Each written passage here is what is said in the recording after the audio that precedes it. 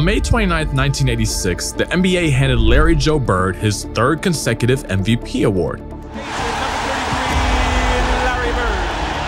You now join Bill Russell and Wilt Chamberlain as the only players in the 40-year history of the NBA to win the league's MVP award 3 years in a row. A feat that was done for just the third time in NBA history, and a milestone that capped off one of the greatest stretches of basketball in NBA history. From 1984 to 1986, this is what Larry Bird did during one of the greatest 3-year stretches by a single player in the history of basketball, and I think you might only begin to understand the level of greatness this man displayed in his prime years if you haven't already.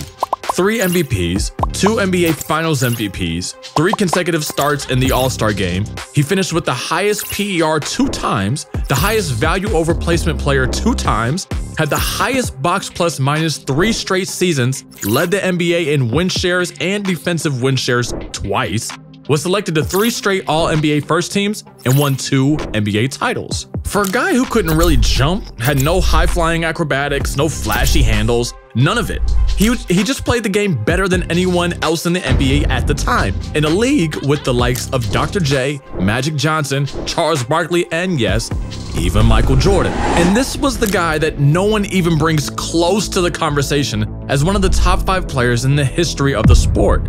Well, as good as that man was, there was a young buck on his tail that was getting ready to take the league over in short order. Don't get me wrong, it was still Larry Bird's league at the time. But there was this kid that went by just Mike at the time, who had his eyes set on making history. I think it's going to be more of a 5-man game, and we really have to play a complete basketball game. I don't think one man can beat the Boston Celtics.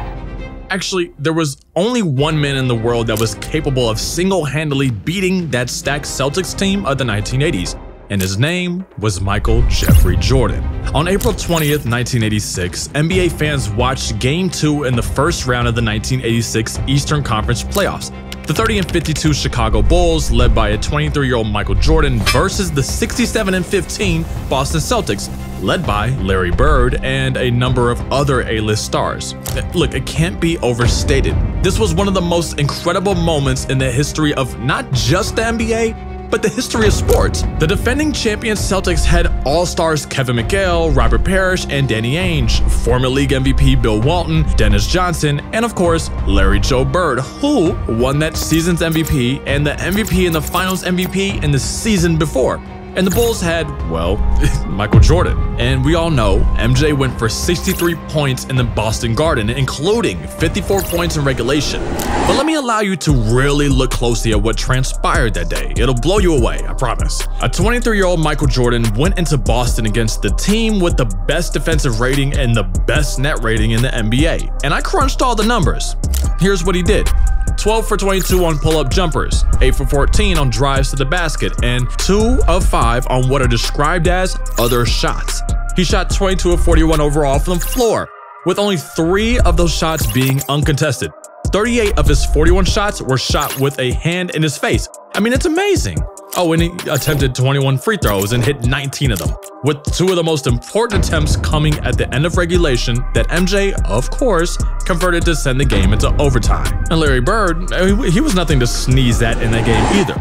Larry Legend had 36 points in the game, 12 rebounds, and 8 assists, and hit 14 of his 27 shot attempts. And he had big help too, getting 24 points from Danny Ainge, 27 from McHale, 15 from Dennis Johnson, 13 from Robert Parrish, and even 10 points from Bill Walton coming off the bench. And a quick fun fact, Larry Bird just weeks earlier had arguably the greatest scoring performance of the entire decade.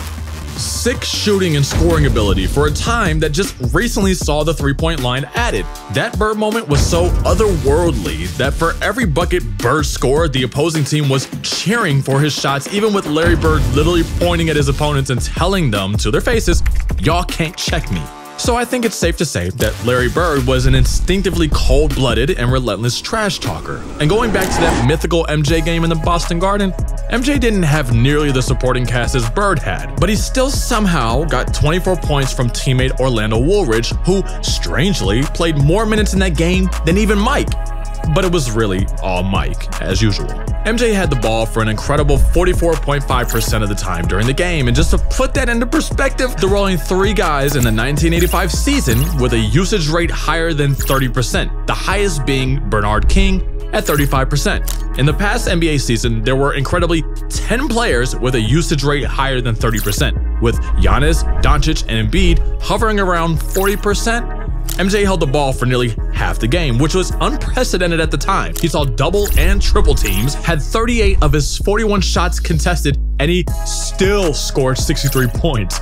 So it makes sense now. Larry Bird, who was arguably the most maniacal trash talker in NBA history, said things like he obviously was in his zone. He kept them in the game with big basket after big basket.